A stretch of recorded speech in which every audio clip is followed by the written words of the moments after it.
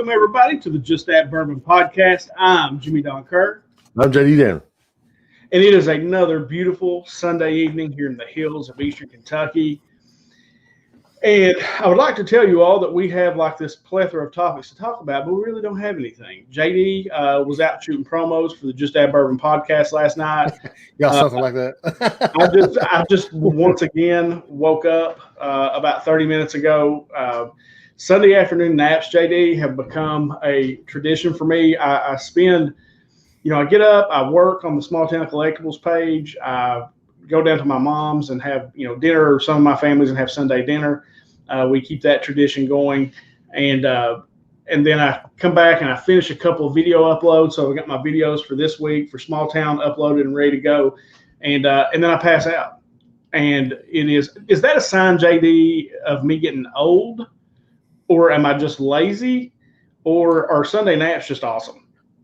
Sunday naps are just awesome. That's just a fact. I believe that's been proven by science. Yeah, I think you're right. I think science says, Dr. Fauci said, I'm pretty sure I saw it, everybody take a Sunday nap. Don't say that, man. People definitely right. So, no, but we're going to call this an Ask Anything Sunday. If you guys that are watching out there, if you've got any topics that you'd like JD and I to try to rap about, we will do our best. Really anything. It's an Ask Anything Sunday. So, but we'll start, JD, kind of with our weeks and, it being the Thanksgiving holiday. How was your Thanksgiving? Oh, it was good, man. Small. We didn't have a turkey this year. It was just me, my mom, my stepdad. So I said we, but I did not cook one thing. My mom cooked. Do you call it stuffing or dressing? Well, we call it stuffing because Amy actually stuffs it in the bird and cooks it with the bird all night. Right. So I use those terms interchangeably. But so we had dressing because it didn't go in the bird, and chicken. And my mom mixed this casserole, man. Mm-hmm. She made green bean casserole. She made sweet potato something, but I don't like sweet potatoes, so I didn't partake of that. But man, I had a good, Thanksgiving Day, good dinner. And my mom made some handmade or from scratch made coconut cream pies and some cherry cheesecake. And boy, that was good. So yeah, I had a good Thanksgiving, man. The kids, I've seen two of the three for a little bit anyway, and then Cole's still here with me hanging out. So had a good weekend, man. It's been cool. Well, that's good, man. Cool. Same thing, man. We chowed down. I told you last week my favorite thing, and I always reference my mother-in-law, who passed on, several years ago. But she was the one that kind of started the tradition. It's like my day where they cook the turkey all night, the stuffing's with it and all that. When you get up in the morning, dude, your whole house just smells like that turkey. It smells so good. You're instantly hungry when you get up. And I go in and I take the full off the turkey and I fix me a big thing of stuffing. You get all the drippings and all that grease. It's not good for you at all. That's why it's so good. But I did that, and then we all ate. God, everybody just chowed down. You know what I'm saying? Like everybody was really hungry and hungry to see each other. With COVID, you don't see each other near as much. I got so tickled, man. It was a Thanksgiving Day that Ashton's Facebook got hacked. Yes, dude, that was so good. I was crying because I was like, Ashton's gonna be embarrassed to death. And she was. I guess that was her Uncle Jim, right? That was her Uncle Jim. He hooked her up. He does that at least once a year to Amy, usually at some kind of holiday. And but Ashton just so happened to leave her phone laying there, and he wrote some kind of message like, I like to fart in the bathtub to watch the bubbles rise. Jacuzzi. Yeah, something along that line. And it was funny because Amy said we were all hanging out in the main family room watching football. And there was a group of them in the formal living room hanging out, sitting around talking. And when Ashton walked back and got her phone, she picked it up and looked at it. And Amy said she put her hand up and went 5, 4, 3, 2. And then on cue, Ashton goes, Jim. You could hear it through the house. It was so funny. And I said, you don't delete it. I said, leave it there. I said, and then play along with your friends. Have some fun. Don't you like to do that? Yeah. What's wrong with you all? I thought everybody did that. Yeah. Eddie Murphy said it was the best thing to do. I said, have some fun with it. But no, we hung out. And my favorite part anymore has become the younger generation, the kids, all the cousins, because my cousins and I are like brothers and sisters. We're really close. Right. Always have been our whole lives. We were raised together like brothers and sisters, and so we're all really tight. And now the younger generation, all our kids, they get together and they play games. And there's some game, I cannot think of it, but you're the imposter. Cole, Among Us. Yeah. Yeah, we played that, and then there's a game called Quiplash you can play on Amazon Prime. And so everybody's just hanging out, man, having fun, laughing, and watching those kids laugh. I don't mean to be all sentimental, but it's true. It's nice to see them all, getting close like we were. Sure, absolutely, yeah. That's so my nephew and two of my nieces come over and hung out with me too, and Co. They stayed here. I actually went out of town. You seen the video I did last night? Yeah, JD's out shooting promos at 11 o'clock for just. Was it 11 o'clock? Because boy, I tell you right now, this time change is wearing me out, dude. Man. It's killing me too. I cannot get adjusted. It feels like it's 11:30 right now. I'm wore out. Me too. I mean, like I woke up from my nap. It was daylight when I sat down there. When I kind of laid my head back, it was daylight, and I woke up. It was dark out, and I was like, my God, is it 10:30, 11? Have I missed the podcast? And no, it's just like 5. And I was like, dude, this sucks. But no, I don't know. It was late when I saw it. I hadn't been on my phone much yesterday.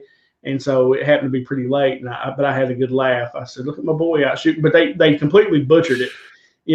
They did good. Yeah, they did pretty good. But, they got out of sequence. They got out of sequence and completely messed it up. But I'll give them an A for effort for sure. And then you brought it home, though. Yeah, that's what I do. Mm-hmm.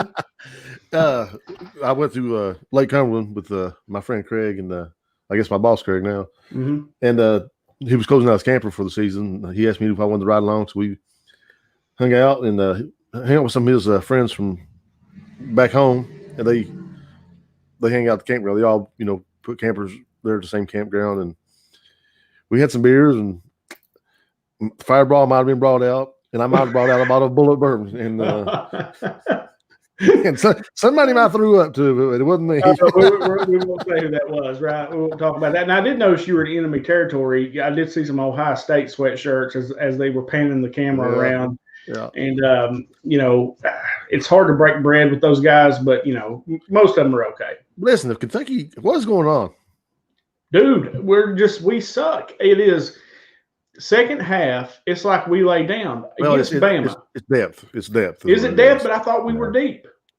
Yeah, but we're not deep. Like we had like 10 players not playing. We had 10 players not playing. Well, that's a big part of it. But so when you're not as deep anyway, and then you go to Florida and play, it's really going to show up. And it's going to show up as the game wears on. And that's what happened. And man, it's just frustrating, man. It's frustrating because we're better than that.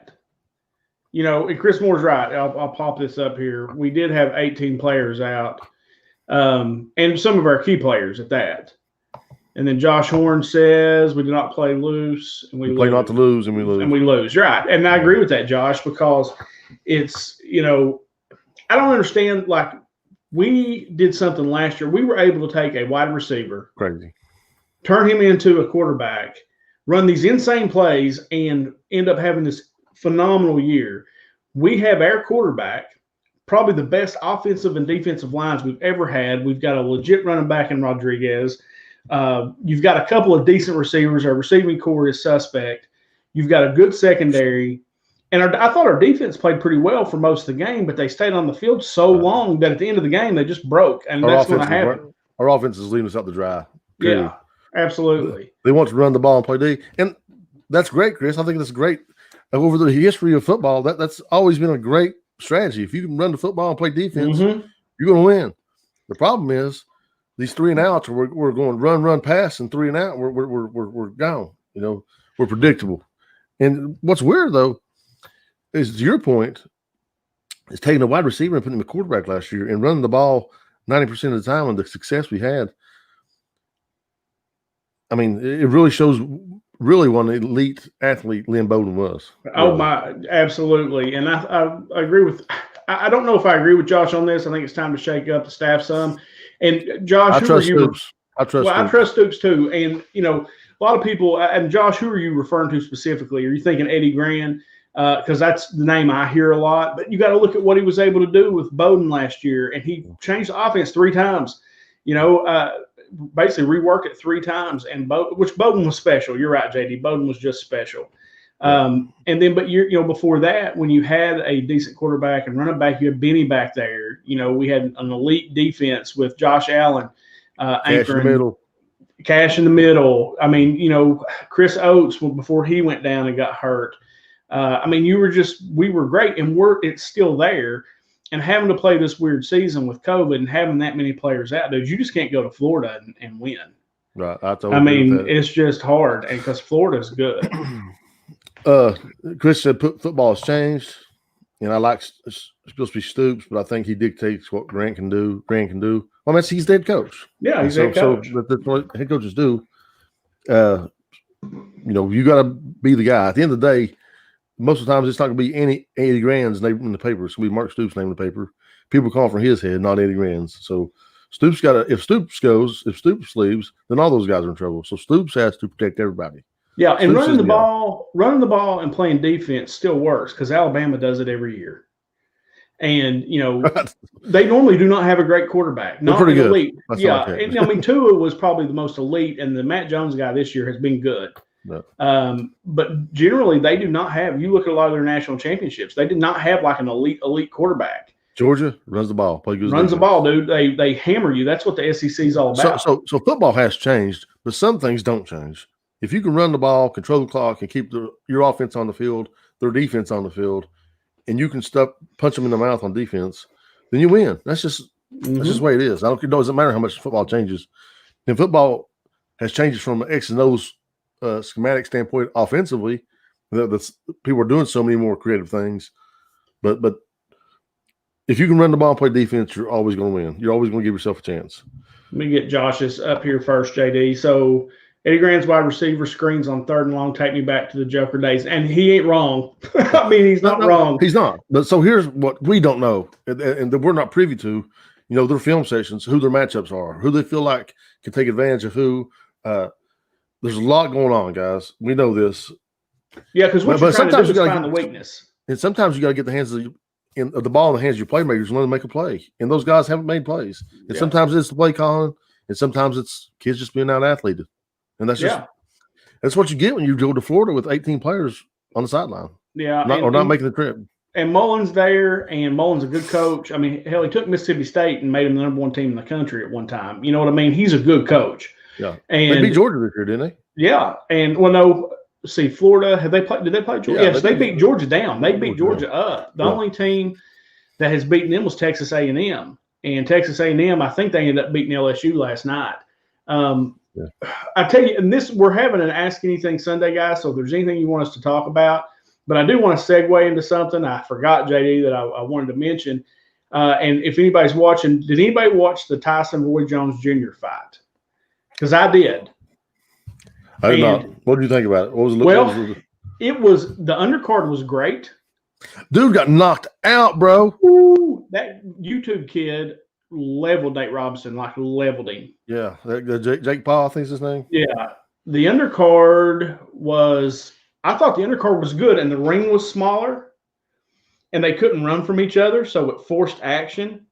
And so it was good. If you like rap music, that was definitely your night. It was a little bit of nostalgia because Snoop Dogg, and if you like weed, because they were openly smoking it right there, just like it was sponsored by some kind of weed company.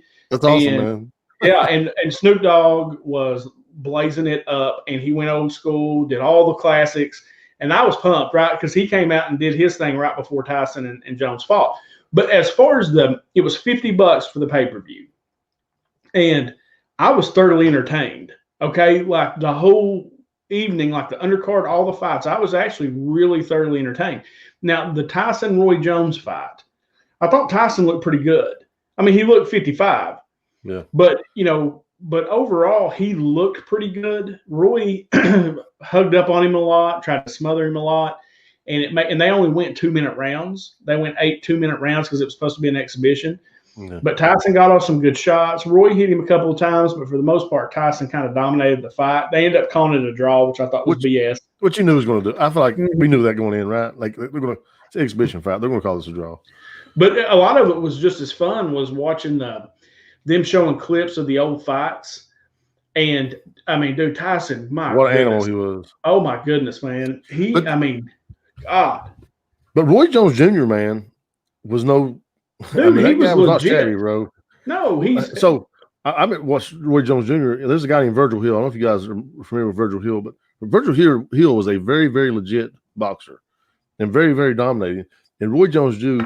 I was at college, Cumberland University. I was at the fraternity house, and Roy Jones Jr. hit him with a body shot and put him out. They stopped the match. That's how dominating Roy Jones Jr. was back in the day. Dude, and he was the first guy at every level you could. He was the first guy ever stepped in the ring and just made people look ridiculous. Yep. Put his hands upside, fast. Dance. Oh, you couldn't. He was amazing, dominating. But I'm glad to see those guys get out there and do that. Like, I'm sure they raised a lot of money for their cause. Yep. But I would like to watch Nate Robinson got knocked out. Dude, he got crushed. Like Jake Paul. He's a big dude, ain't he, man? He's a big dude, but like you can tell, like the commentators were saying from his first fight to that fight, that he looked more like a boxer. Right. Like he's taking it real serious. And dude, he knocked him out cold. It's going up slot 503, slotted up 503. That's one of my boys from the small town page. Appreciate you hanging out. He got paid how many dollars? $600. That's all? Dude, I wouldn't step in the ring for the chance to get knocked out like that for $600. It's a charity thing, though, man. Whew, and plus, he's already rich. He's already rich, man. So, why not? That's true. But Jake Paul was one of the guys that got arrested when the Seattle riots was going on. Bruce said it's Logan Paul, not Jake Paul. Is it Logan Paul? Logan Paul? Oh, okay, my bad. I don't know. But dude, that shot was brutal. I mean, I've not even seen it yet, but I've seen the still shot of him, connecting, and it's full on and then it shows him laying on the ground out. So Tyson Roy Jones Jr. got a meal. Wow. Well, it was. They were the draw though. Yeah, they were the draw, and it was fun to watch. Like it was slow. They're not who they were. By any means, but it was still fun. It was almost nostalgic in a way to get to see Iron Mike in there and to see him. You know how he would dip his head and then swing, and he was doing that, and it was cool to watch. And then Roy was dancing a little bit. He would punch and slide out like he used to do. So it was as much nostalgia as it was anything. And then the post-fight interview was probably the funniest thing all night. Listening to Roy and Mike talk, I thought, my goodness, they need to pick a different time. But it was pretty entertaining, and like I did it for $50, I feel like I got entertained. Like a lot of times, I remember paying almost $100 to watch Mayweather and Conor McGregor fight, and that was the biggest joke in the world. Chris is saying Jake Paul. I don't know. Yeah. We've got a controversy here. We've got some disputes going on in the comments. Mm-hmm. I thought it was Jake Paul. It may be Jake Paul, but it may be Logan Paul too. I have no clue. How many fights were there? Were there just those two? No, dude. There was probably the fight of the night was the first fight. Like it was those lightweights or something. They were lighter guys. I can't remember exactly, but they went at it, dude. And it was one of those where they punished each other. Both of them punished each other, and neither one would fall. Neither one. Maybe it was the second fight of the night. I don't know, but that was the fight of the night. It was a great undercard. So Slot says it's Jake. Yeah. So, I like watching those. I think 5 on the card, 5 fights. It's good for $50, man, and get to watch some all-time greats and some people get knocked out. It's hard to say you got gypped out of $50 on that one. Yeah, and you got to watch Snoop Dogg get high and rap. Dude, so, I'm glad I missed it now. Honestly, he had the biggest blunt in the world. I swear he did. Out there rolling around, just doing Snoop's thing, and and a lot of the rappers, like they did, different people, performed all night in between the fights. I didn't know who a lot of them were, but if because I'm old, but if it was fun. Like if you're into that kind of music and you like boxing, like I love like I never understood why boxing is not as popular as it used to be, because there's nothing like watching a good boxing match. Well, I think I know why I don't like it as well. I can speak just to my opinion. you have fighters like Roy or Floyd Mayweather. They just want to dance around and that's boxing, man. I know it's boxing, but I like seeing people fight. I do too. And boxing has become, dancing and hugging, and you got competition in MMA where those guys were kicking each other and throwing elbows and mercilessly beating somebody. So this may be the comment of the night because he's right. Go look up Nate getting knocked out and listen to Snoop Dogg's commentary on it. It might be the best thing of 2020. It was, I swear. It was Snoop. Snoop needs to commentate all the time. Like I saw if your slot said somewhere right here, Snoop was the star of the show, and he really was. I guarantee that's true. Because from the performance to listening to him commentate the Tyson Jones fight, it was so. I mean, it really was entertaining. If you want to put on a fight. And I honestly do, where they made the ring smaller. And I think that was for Tyson and Jones so that they wouldn't run out of gas, having to go so far around the ring to get it to each other. Right. But it made for an entertaining fight because you couldn't run. You had to get in there and you had to fight. And it was a lot of fun. Like I said, I was thoroughly entertained watching Tyson and Roy Jones go at it. Because Tyson was, dude, in my day, Tyson was the guy. Oh, I remember, bro. I have a Sports Illustrated cover when he first started. It's in here somewhere where it says Kid Dynamite, and you look at him, but they were showing some of his fight clips, dude. And he was just a machine. Like, it was brutal what he would do to people. So my first night in the state of Kentucky, my first night ever staying the night in the state of Kentucky was the night that Mike Tyson got beat up by Buster Douglas. Really? And we rented at my stepdad's sister's house. We went over and watched it, and I was to all pieces because he got beat. But if you actually watch that fight, he won, right? Like, he knocked Buster Douglas down for over 10 counts. Oh, yeah. But the ref didn't count it off. Mm-hmm. But, Mike Tyson, I remember when he was fighting Michael Spinks, and Spinks kept talking that trash to him. I was like, bro, that's the wrong guy. Yeah, that's the wrong guy. He got in there, and like 90 seconds later, he was through the ropes, beat up. Like, that's what Snoop kept saying. He said, "Stop it, Roy! You're gonna make Mike mad. You're gonna make Mike mad." I mean, like, it was so funny, man. I said, and then Tyson's just a trip to listen. And he's a tank, though, man. The way he's built, goodness sakes, man, he's a monster. Yeah. So it was entertaining, and I really enjoyed it. Like, I hope they do it again. Tyson said they were going to do it again. That's kind of his new thing, and he made the best comment. I'm not saying it right, of course, but he said the gods of war had awoken him or had summoned him. Oh, God. And I thought, oh God, the gods of war summoned Mike Tyson. Yeah, I'm not getting in the ring with him. No, because that used to be the question, right? Let's see what we got here. Hold on. Slot said my favorite boxer is Lennox Lewis. Lennox Lewis was a bad dude, man. Oh, Lennox Lewis may have been like, what's crazy about Lennox Lewis to me, anyway, is how much he improved, man. Like, when he really started working his jab, and he ended up, going and beating Mike, is because he learned how to work that jab. And he looked clunky trying to use it at first. A lot of heavyweights don't throw a lot of jabs.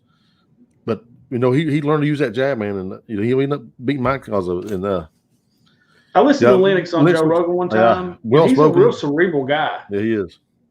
So, boxing, man, I used to love it. Like, there was nothing better when I was in college. Tyson would have a fight, and everybody would, put their $5 in so you could watch the pay-per-view, and then go get a keg of beer and sit there and, and watch the fight. There was nothing better than when Tyson fought. Absolutely. I mean, I remember when he bit Holyfield's ear off. I was watching it. Oh, was you? I wasn't watching that one, yeah. You got to put these two comments. Which one? Josh's and a slot or they thumbing them. The gods. They thumbing them. Snoop said it was like 2 others every barbecue going. That's what Snoop kept saying. I mean, it was so funny, man. He was like, "Get out of the way!" I don't know. The gods of war. They thumbing him. They thumbing him. I love it. Well done, Chris Moore. Yeah, well done for sure. And Lennox Lewis is a smart guy. Very cerebral boxer. I think Lennox Lewis trained him and really changed the way his fighting style. Oh yeah, absolutely. But no, it was a fun night, man. And they kept saying, "Look, we want to be entertained. The country needs to be entertained." And it was well worth $50 to watch that. I mean, so who was putting that on? Like, who's behind that? Well, I know Tyson was the one. It was him and his people that were kind of behind it and kind of got it going. And what was the cause? I don't know. He said it was just humanitarian. If anybody knows, put it up on the screen here. I'll put it up. But have you guys watched Lomachenko yet? I have seen Lomachenko fight. I've also also Tyson Fury. That DeAndre Wilder fight was actually a good fight. The first one was a really good fight. The second one, Tyson Fury just pretty much dominated him. Yeah. But Triller is who put it on. Triller. But I don't know. I don't know exactly what the cause was or what the charity was that they were raising money for. But I bet they like I said, it was a good show anyway. I bet they raised a lot of money. They did. I guarantee it. So let's kind of roll into something that hits a little closer to home. And JD's going to kind of guide us through this particular talk. And this is about Hillbilly Elegy. And there's a book by name and a new Netflix movie that's come out. And the Netflix movie has gotten a lot of criticism. Like it's taken, been hit with a lot of bad reviews. Now, JD, you have read both the book and watched the movie. So kind of break it down for us. Like what you thought with the two. So Hillbilly Elegy is written by J.D. Vance. He's from Middletown, Ohio. And but his grandparents, who raised him basically, are from Jackson, Breathitt County, Buddy Breathitt. And, J.D. wrote a book about Hillbilly Elegy and kind of described the attitude of the people of Appalachia. Talked about some of the problems we have here in Appalachia. But he was raised now, remember, in Middletown, Ohio, but he did visit Jackson every summer and quite often, And he has taken on a lot of criticism because people feel like it's another outsider just putting down Appalachia, talking about all the problems in Appalachia without any real solutions. Mm-hmm. I have very mixed feelings. I feel like that, he was just really telling his story. His mom was she's an addict. But I feel like he was just telling his story, and people, they just feel like he's an outsider trying to talk bad about Appalachian. I don't understand it, man. Really, I just think it's unjustly. I don't think he's really was trying to pick on Appalachia. He's more of a pick yourself up by your bootstraps kind of guy. He's been in the Marine Corps. He ended up going to Ohio State. Ended up graduating law school from Yale. And the movie, while it was good, it didn't really talk too much about Appalachia at all, or his time spent in Appalachia. So I don't know why there's so much criticism about that, but let me ask this question. It was really well done. The actors and the way they portrayed people from Appalachia, was it your typical? You'll see a lot of. I know I've been involved in some things over the years where people would come in and do a story, but it wasn't necessarily the narrative. The way that you interviewed it wasn't the narrative. They wanted to make us look like a bunch of ignorant hilljacks, and it happens a lot. Right. Was it? Did the movie portray it like that? I know Ron Howard did the movie, and Ron Howard's a great director. Well, like I said, the movie didn't really even go into his roots in Appalachia too much. His grandma was, of course, an Appalachian, and she was a hardcore grandma, like you would come to expect. Somebody who talked rough and smoked and drank and no nonsense kind of person. So the movie didn't really get into the portrayal of Appalachia bad at all. But a lot of people felt like his portrayal of Appalachia in the book was really off key, which I kind of disagree with, man, because I feel like everybody he described in the book, like I knew those guys. I know who those people are. Those are people who, they scrap for a living. They go out and they got their addicts and they gamble all the time and they don't have anything because of those bad habits.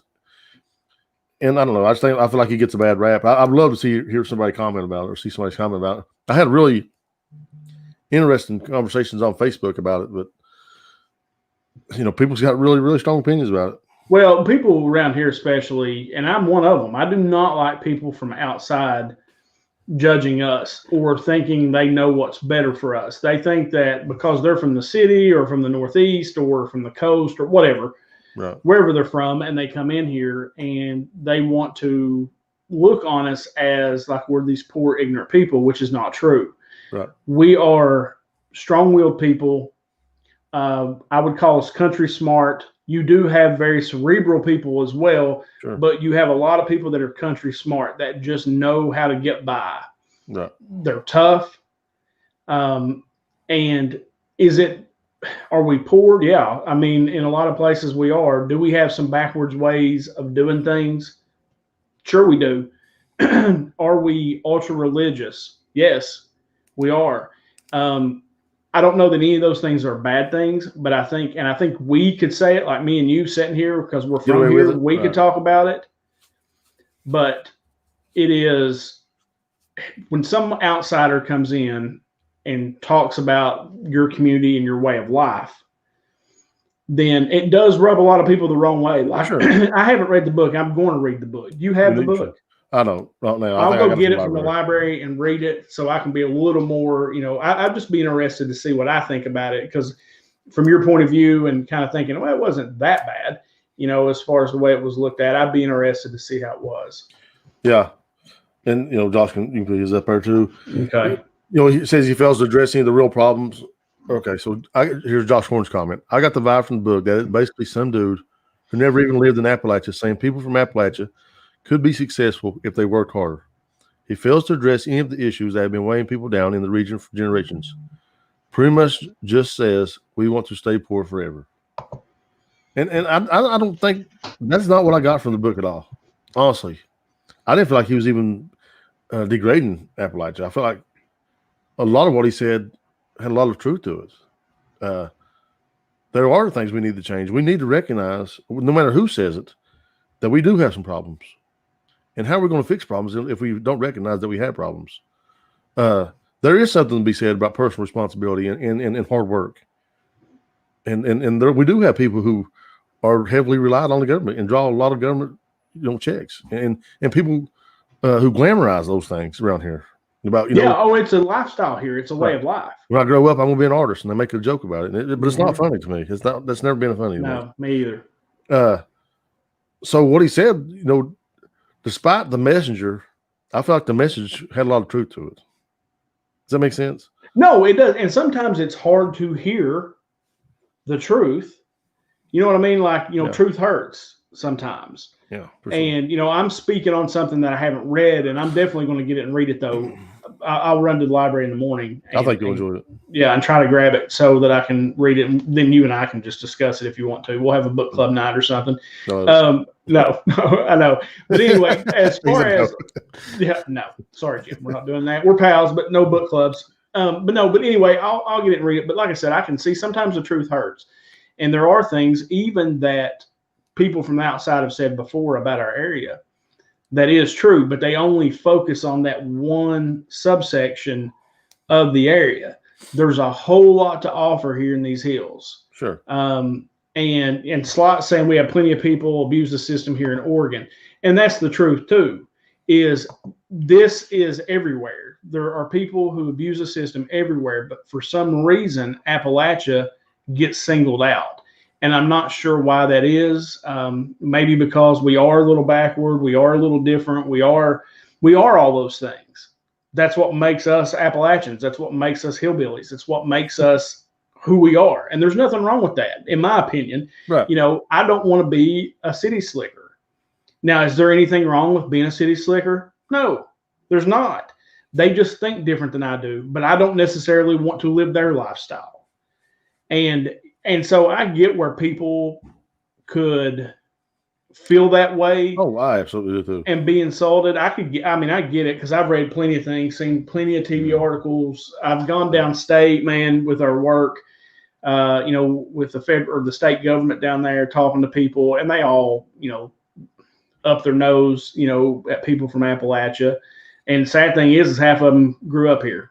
So one of the things, though, I think that happens, and I don't know, but I think we are kind of sensitive to it and maybe oversensitive at times.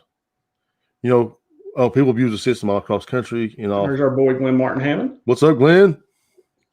People abuse the system all across. I would call him Mr. Hammond, but he beat me up. Oh, no, I did. I'm sorry, Glenn. I'm sorry, Glenn. People abuse the system all across the country and all financial backgrounds. It's absolutely true. Absolutely. But I think that sometimes we're oversensitive, to criticism or people trying to help. We have a couple that just moved in here, a little less than a year ago from Ohio, and people are rude as can be to them people. Yep. And they're trying to come in the community and really be impactful in the community. And people are not giving them a chance at all, it don't seem like. And I think it's a bad problem we have. They don't think they're better than us. They just want to be a part of this community. Mm-hmm. They can't help they're from Ohio. For some reason, we think Ohio is a dirty word around here. And I understand, but we all have. Well, it's because it is, but it's fine. No, I mean, I'm kidding. Well, I got a theory about that too. I'd like to discuss. I want to see what you think about this. Mm-hmm. So we all know about reading, writing Route 23. Yeah. Right. And a long time ago, a generation ago, if you want a job and you come from Appalachia, you hit 23 and you went to Columbus. Right. Or even to Detroit. To Detroit, right. Right. Jimmy, Glency, I know where you work, Jimmy. I know, I saw. No bucket eye is a dirty word. Right. So, but I feel like the people who left this area to go to Ohio to work, they didn't leave from well-connected, well-established families. They left from most of the time, from poor families who didn't have, weren't connected in the political systems, who, just didn't have a lot of times. And so they had to go find work in Ohio. And when those people went up there and experienced that city life, then they came home, I think things did probably feel backwards to them. That they've only known this way of life. Then they went to Columbus, and there's a whole new life out there. And so I thought I can see why, we think of Ohio as a dirty word because, Jimmy left for Ohio 3 years ago. Now he thinks he's God's gift to, because now he talks down about our way of living. Well, Jimmy found a new way of living that works much better for him, and that's sure. He found a whole new world out there, and so I feel like that's why Ohio was such a dirty word, because we all have those relatives who have done that. Well, all they really did was expand, their understanding of the world. I think we're a little bit oversensitive to the. I think your point has merit, but I think it's much simpler than that. I think that Ohio State fans are assholes. and I think that that's legit. That's legit. All right, but here's the thing: most of my family, if Bruce is still on here, this is true of them too. Now I'll let them pass because they're true, but they're Kentucky basketball fans and they're Ohio State football fans because Ohio State's good. So they got the best of both worlds, right? Well, my family's in Kentucky, so I can be a Kentucky basketball fan because they're awesome. I live in Ohio, so I can be an Ohio State fan because they're awesome. Right. And that just don't fly with me. And I think it's much simpler. Yours was a much more articulate answer and probably has some good merit. But I think that it's much simpler than that. I think it's just that, and people can't stand it. They're just assholes. So, put Eric Jude's comment up there. That's pretty good. Right. That's interesting. Because this happens a lot. I think it happened with Katie Kirk, right? When she came in here. Yeah. Eric said, I was involved in a project called The Pursuit, which was supposed to showcase laid-off Appalachian coal miners who reinvent themselves to do better things. The layoffs and government assistance was mentioned in the movie. The reinventing was not. And I think that's what we have experienced over and over and over. It is. People want to come in here and, go to the nastiest, junkiest place and show, this is how these people live. Well, our places aren't junky. We clean up outside our houses. But that those that sell tickets, though, man. That's not the. It's not the stereotype. It's not the clickbait, man. That's right. It's not, So, and I swear to God, JD, it goes back to a lot of that discussion we have with Charles Booker. Absolutely, we have more in common in Appalachia with the people in inner city, the black community that lives in the inner city part of Louisville, than we do with people in Lexington or other places. We are looked upon like when a story is done about the black community in the inner city, it's always the worst of it. Right, absolutely. Yeah. It's not the good part. When a story's done about Appalachia, it's always the worst of it. Right. It's not the good things that you see going on. The people that I know and I work with every day that are doing everything they can to make their home a better place to live. Absolutely. And it is one of those things where we can fight with each other all day. But if somebody from the outside comes and picks at us, we come together that's like true. No other and fight back as one. And it's a really interesting place to live. So I need you to put Josh's comment up there for 1 second because I need to take issue with this. This one? Yeah. He said Ohio State fans are the worst. What you don't know that I do know is that Josh drives around with an Ohio State sticker on the back of his vehicle. He says it's a Browns sticker, but it's the state of Ohio. And it looks red to me, man. He says it's orange, but it looks red to me. Mm-hmm. We know now, don't we? Because he's a Browns fan. He is a Browns fan. Well, yeah, there's nothing wrong with that. So put up Glenn Martin Hammond's comment. How does envy or jealousy or being scared of what we don't know play into it? Of people's perception of us? That's a good question, man. I don't know. Because I think people, don't understand like the coal miner mentality. They don't understand the no matter what, we're going to take care of our family. We're going to stand up for our family. We're going to be there. And I think a lot of people probably don't understand our mentality on those things. I think that's something to, I don't know, Glenn. I never gave it much thought, but I think that's an interesting point. Well, and he follows that up, JD, with or us of them. And there is something to that too, because we don't necessarily understand them. Maybe we are a little bit jealous. People tend to be jealous of people that have more than them, or maybe a different way of life. Their life seems easier than the one that we live here. Because now this is living in Eastern Kentucky, dude, it's a hard, I won't say it's hard, but it is hard to scrap a life out sometimes. Yeah. I know you've worked hard, with different jobs. It's not always, the employment's not always steady here, especially with our coal miners, where it's the boom bust industry. I came back here 100% because I'm a mama's boy, 100%. And I figured out a way to scratch out a living. It can be done. But it is much more difficult here. I could have went to Lexington or Louisville or a bigger city and been successful probably a lot faster. And there is some envy, even for me, at that I have to work that much harder just because I want to live here in my hometown. And that's what makes me want it to be better, so that our kids don't have to work as hard to live here. Because this ain't a bad place to live, man. The people, for the most part, are friendly. There is a sense of community. Like I said, when it's tough, there is a sense of community. The community will come together for a cause. Most of the time, you look at the work that we've done on the community center, the electric would not be on right now if it wasn't for the people in our community kind of coming together with the fundraisers and the different things that we were doing to help raise money. It would not be there right now. Right. And we are super religious, man. There are people here, we live in the Bible Belt for sure. And when you get into the bigger cities, that's not looked at. And I think there is some judgment from people who live here that are Christians at the way that people live their lives in cities. And that's part of it too. Right. And so, no, it's a very, Glenn's questions are legit, because there's definitely something to that too. Yeah. And I think you're, honestly, man, because I've traveled a lot, I know what's out there. I've been all over the place. Right. I've all over. I've traveled everywhere. I like the way of life here. This is where my family is. We are very family-oriented people. This is where my family is, and this is just where I wanted to be. And I like the peaceful existence that I have after I shut it down, after work. Right. So there's a thing, man. I know I'm going to be a Facebook philosopher here, but there's a meme on Facebook. And it talks about where you come from. And it says the hard part, Kentucky, the hard part. And I think that says a lot, man. I think it's true. Everything's tough, man, around here. Mm-hmm. The terrain's tough. The way we spread out is tough. I was thinking the other day about, trash services in Georgetown, Lexington. Those guys got it pretty good, man. They roll those little Kirby's out to the curb and pick them up with a plane. You can't do that here. Mm-mm. It's just not possible. Nope. The terrain just won't allow that to happen. And how spread out, we are in this county, small as county as this is, the way we're spread out, it's everything's tough, a little bit tougher here, man, to get things done. Well, it's just like, for example, and I know I always go to this, but it is what I know.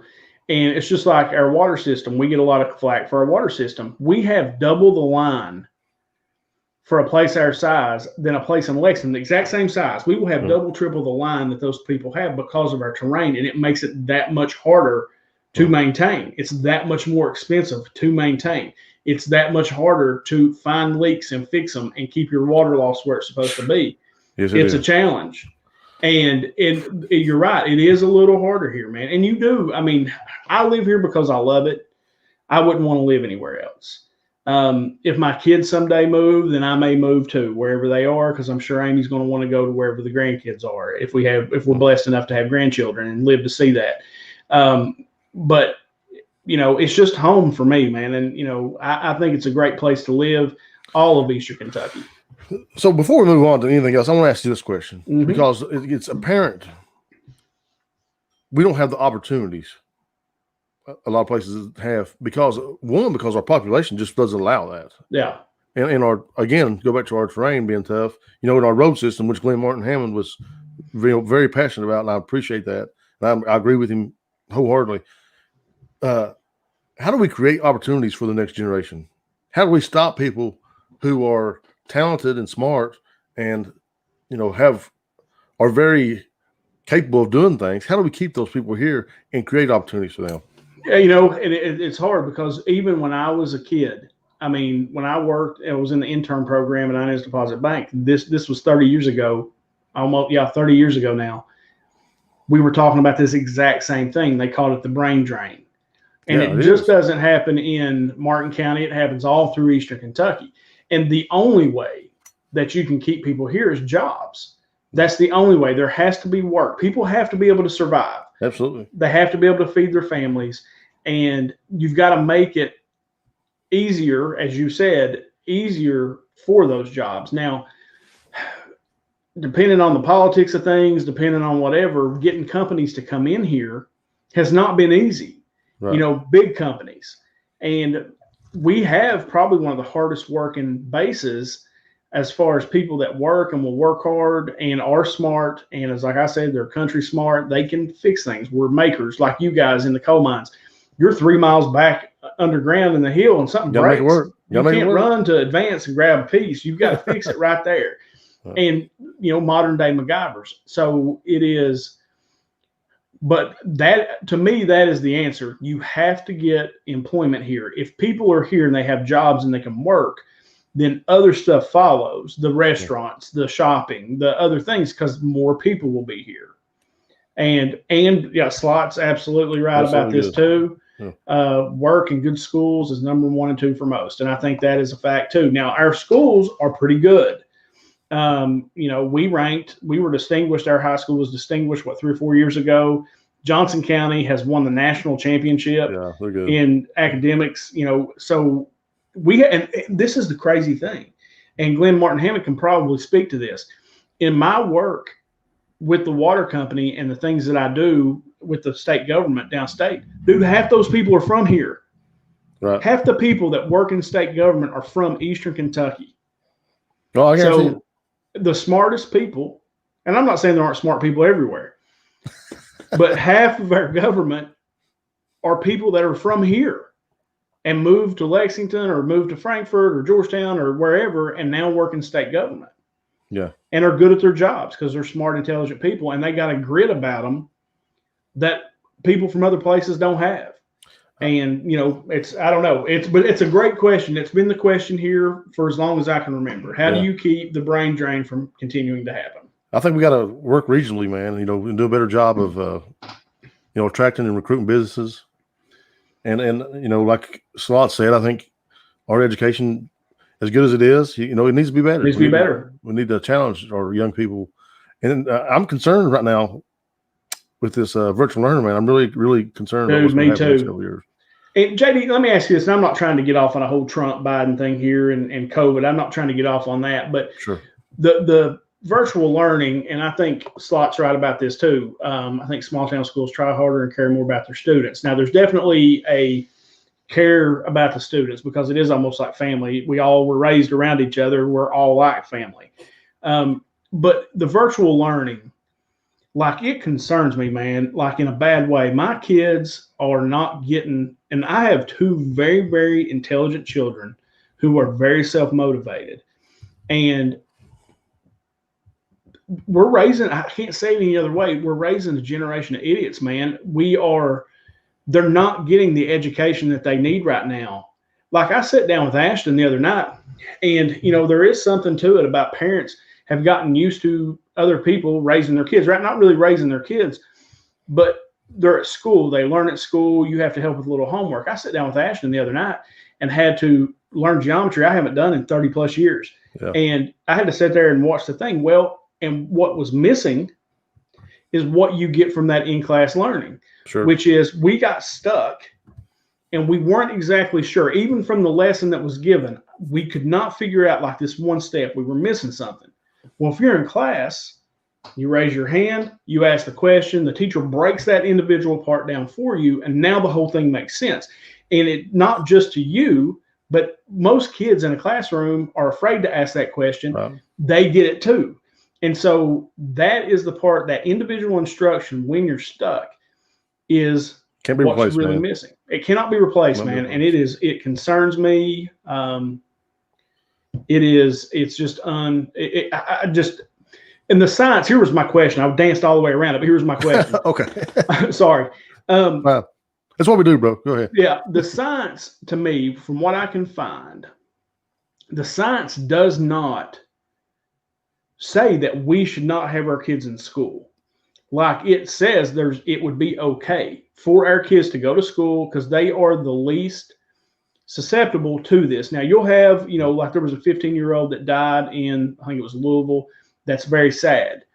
But out of all the deaths, that's the one. And that is tragic. I don't want that I don't want to act like that's not tragic because it is. Right. But the science does not suggest, because Europe is still going to school, China's still going to school, all these other countries, because as Slot said, it's jobs and education. They know that is important for those kids to get educated. And the number, especially those younger kids, like my sister took her kids and went to the private school so that they wouldn't miss, because they are both at this age where they can't miss it. They're sponges, and this is where they really get their base, their foundation. And we've got a whole slew of kids that are going to miss that foundation. Do you think that we should still be in school? I mean, honestly, the CDC says we should be. Yeah, I mean, that's what I'm saying. I don't get it. So I think we should be. But I also realize that as the children might not be as susceptible to, this virus.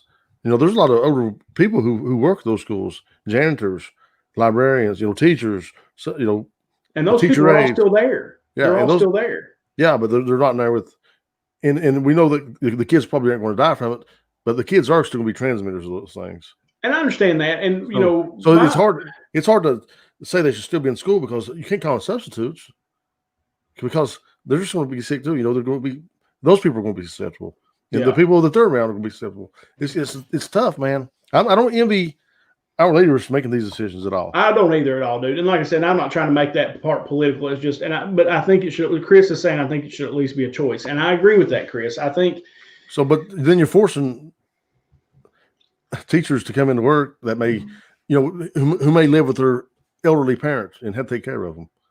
So even though the kids are safe, what about the elderly parents?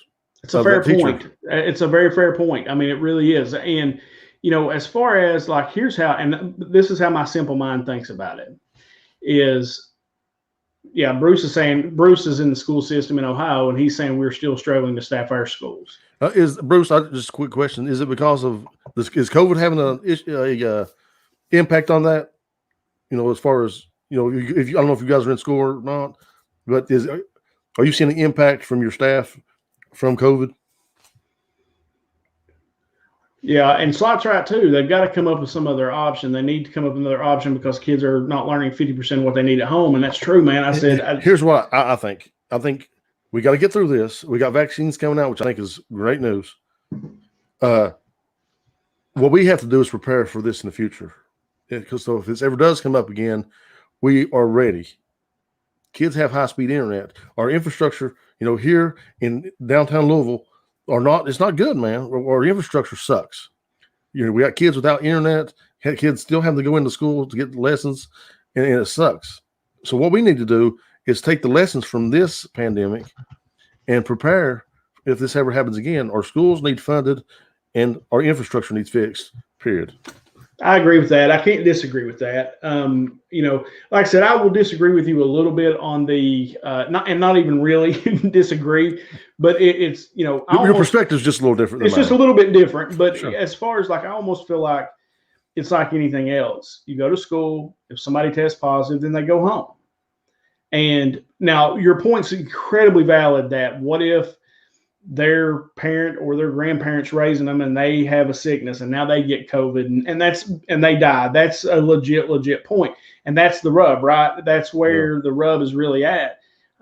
It's just, I don't know. And you don't want to say that anybody's life is more important than another's, but our future is going. I am scared for our future because this is not just happening in Kentucky. Oh no, this is happening all over our country, and and it's scary. Man, these kids are going to miss a lot.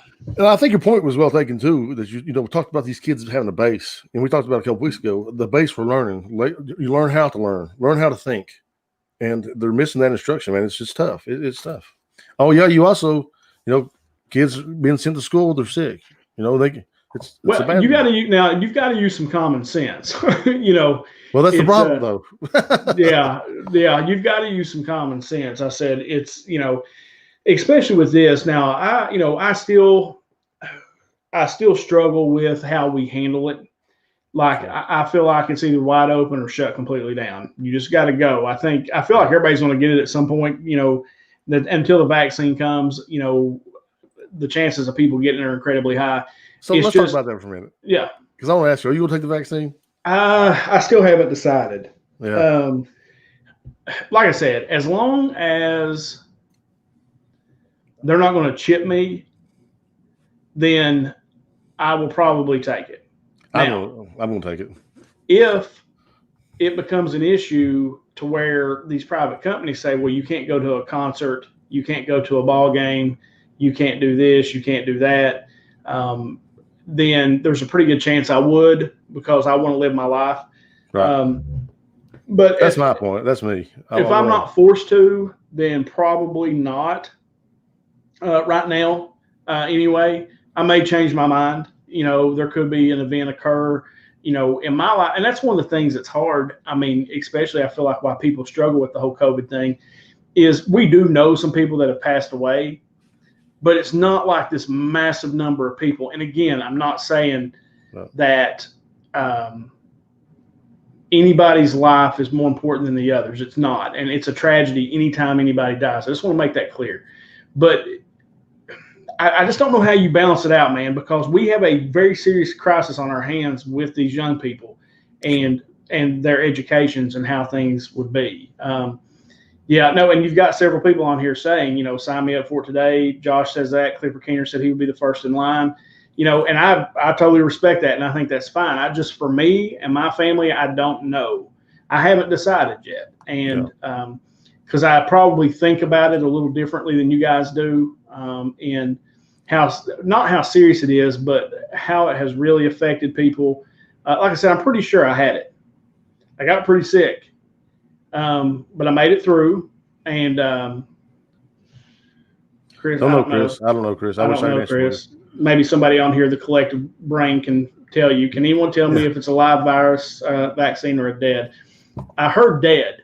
I heard it was not live. I did hear that it was a dead vaccine. Yeah. So, but no, and like I said, with Cliff and Josh, I respect that, and JD too. If you feel like it, absolutely. But it's like a flu vaccine. Half the people don't take it. Right. But I feel like I don't. I think it's just another way I can protect somebody else. So if I can get the vaccine, now I can carry out my day to day and don't have to worry about getting somebody else sick. That's fair. I mean, it is fair. That's been my whole point this whole time is, trying to take care of being a good steward of my community and my family and things like that. It's not about me being afraid I'm going to die or anything like that. But, I couldn't live with myself if I got my mom sick. She died, Yeah, and that me either. And like I said, I told you, my whole mask point of view. Let's read this. We got to put this up. I don't mean this as an attack on anyone's decision who set these systems up for the kids, but it seems that everywhere is missing some consistency with how kids are being taught over Zoom, et cetera. Kids don't seem to be able to ask questions when they need to get help. And that is true, Glenn. But let me address that perspective there, because my wife is a school teacher, and she said that it is much, much more difficult as a teacher to address those questions, because instead of being in a collective room where there's an open discussion and open questions where she can address 30 people at one time during that classroom time, she can address that question. She's having to address it 150 times a day, with 150 different students who live. They communicate via these. They text. They do those things. These teachers don't, and it is a learning curve for them to address those, and to have to address 150 different questions every single day with every student is a difficult process. Now, I feel like I almost told, like I told Amy one day, I said, it almost feels like to me the way it should be done is the kids get up at 6 o'clock every morning like they normally do, eat their breakfast, they sit down in front of a computer at 8 o'clock, and then whatever their schedule is, boom, the class comes up and the teacher is standing there in front of that screen teaching them. And it's a class just like normal, and you can type in your questions, or you can, unmute your mic and ask the question as you're working through the paper, as you're working through it. Like every night there's a packet. The teacher would have to have the packet ready the night before so that all that is there ready and available for the kid to look at, and, and they can work through. Plus, a lot of them don't have internet access. What do you say? Then why don't classes start as they were in person in class? That's what he's talking about now. Yeah, that's what I'm talking about. But here's the problem, I think, and this is what you get into, that people's lives are now interrupted with their kids being home. Yeah. And so, I got to shuffle little Jimmy to Aunt Susie's, and Aunt Susie don't have internet. The high-speed internet at Aunt Susie's doesn't work. Or, there's just a litany of problems, or now, little Joey's home. He's in the kindergarten, and Susie's in the 6th grade. She's got to watch the little one all day long. She can't. Right. It makes it tough, dude, for people who work trying to figure out. And now they're at their grandparents all day. Right. And, Amy and I are lucky enough that our kids are old enough now. And, and like I said, I brag on my kids all the time, but they are pretty self-motivated. Both of them are. And so here's what I think. Maybe something, I don't know if they do this. Just straight them. Yeah. In my town, so see, they started up then.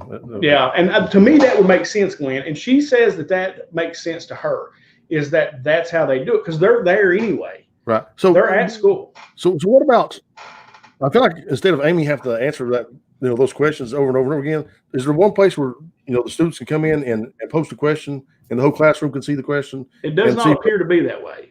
But that seems like that would be a step in the right direction, right? And she said the other problem is that they had, let's see, in a freshman class of 100 and some odd kids, they had almost 50% fail a class. Yeah. And that is never the case, because the kid, and the problem is what JD was speaking to, was most of them are having to be left at home alone. They don't get up till noon, 1 o'clock, and they just don't do the work. There's no structure, bro. They don't have the structure. There's no structure. And and I told my kids, like I'm a drill sergeant, unfortunately, for my 2 children. I feel sorry for them.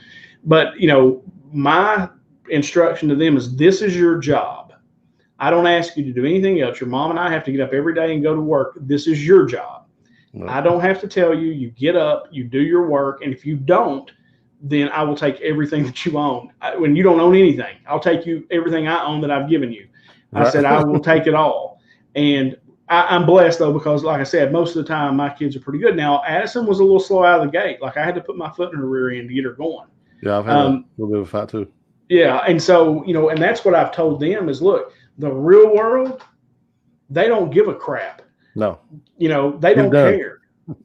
They just don't care. You will get up, you will do what you're supposed to do, or else you don't have a job, period. School has to be looked at the same way. And I think Glenn's point is valid, and he's right. It seems like if you're going to do a virtual class, then they get a lunch break at noon. If it's PE, then they go outside and take a walk, whatever it is, and take a break. Google Classroom does have a wall where they can post information on and questions can be asked. So, and that may be the case, but Amy says that she'll get 150 questions a day. Put Ryder's up. My boy Ryder Duncan in the house. What's up, Ryder? You look up to us. We appreciate that, man. Very humbled by that. Yes. Ryder's my man. You're the man, Ryder. Ryder's my man. Ryder, and just so that everybody knows, and they should right now, Ryder has a YouTube page where he shows fishing videos. He's got some stuff that he does at Mamaw's. He actually shouted me out on his channel one day, JD. He shouted out us. Okay. No, he shouted out Small Town Collectibles, but then he also shouted out Just Add Bourbon. And so everybody, if you're on here, go to Ryder's page and subscribe up to him. He's trying to build him a YouTube channel. So we put Josh in the prayer. Yeah. Then this makes a lot of sense. This speaks to what I was talking about. Josh says the issue is so many of our students don't have internet access at home, and work has to be loaded onto a flash drive and sent home. You know, again, it goes back to our infrastructure, man. Not being ready. We weren't ready for this. You know, yeah, we weren't ready for it, and we got to get ready for it. Well, and let me ask you this, because you're going to have a lot of cases where people don't have internet, where some of it is location in our infrastructure, but some of it is they just can't afford it. Right, I mean, it almost would have to become one of those things where, look, you know, you got to have water, you got to have electricity, you got to have internet. Yeah. For learning, because the chances of something like this happen again are pretty good. Let me go ahead and put this up, JD. In some counties, they start at 8 and treat it as a regular class, et cetera. My daughter starts at 10. My question is, what is the Department of Education saying, addressing? Nothing that I'm aware of. I don't know anything. I'm not saying they didn't, but I don't know. Yeah, and I'm not saying they didn't either, but I don't know of anything, and I think that's a valid point as well.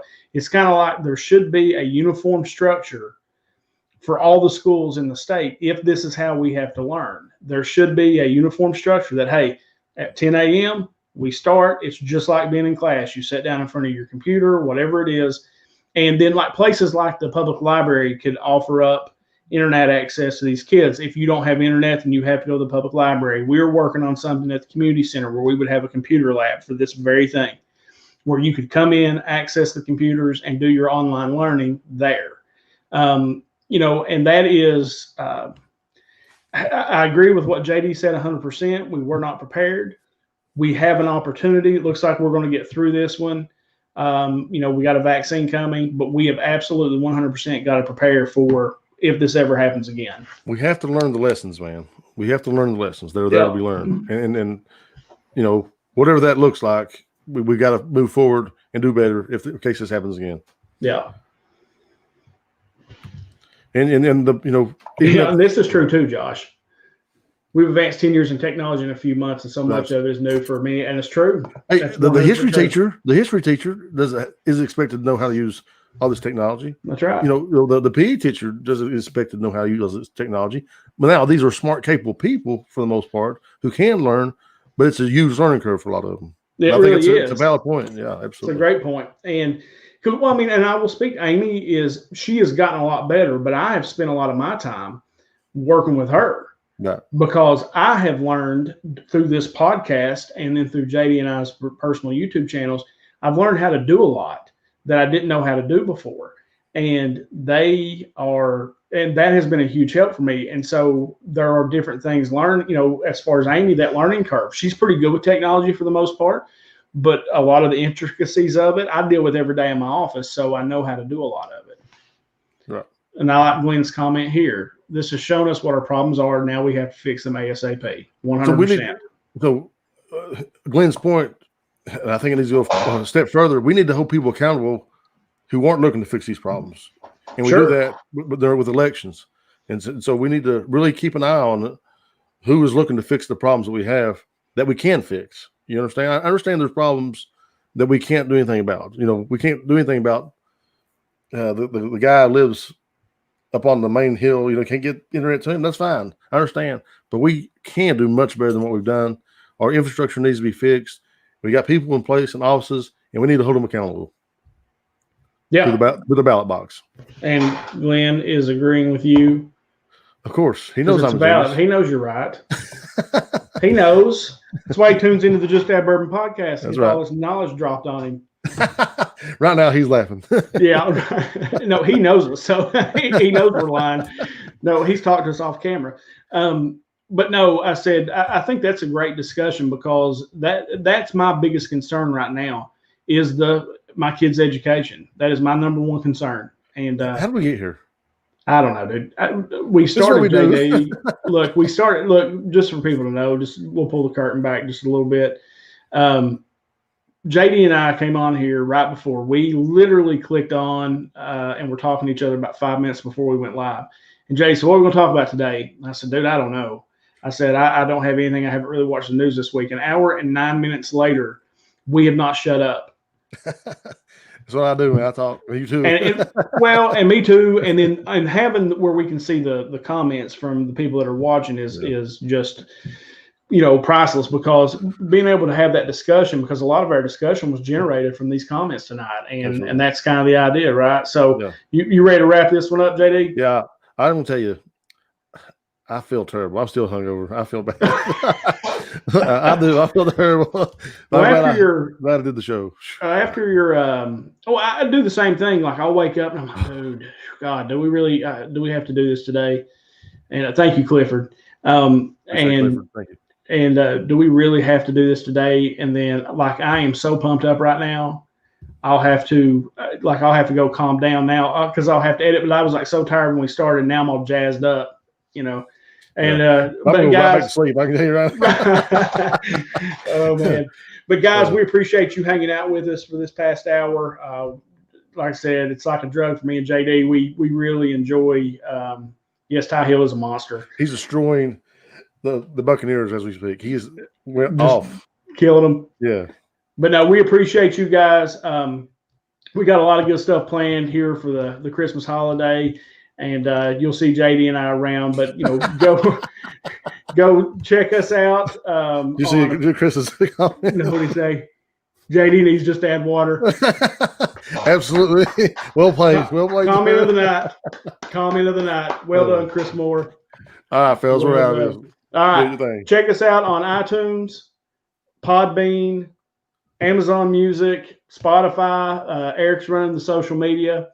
And of course, as we always end our show, from myself and from JD and people at Campground, this is how you do it. No matter how bad your week's been, no matter how bad your day's going, if you just add bourbon, it always gets a little bit better. Talk to you guys soon.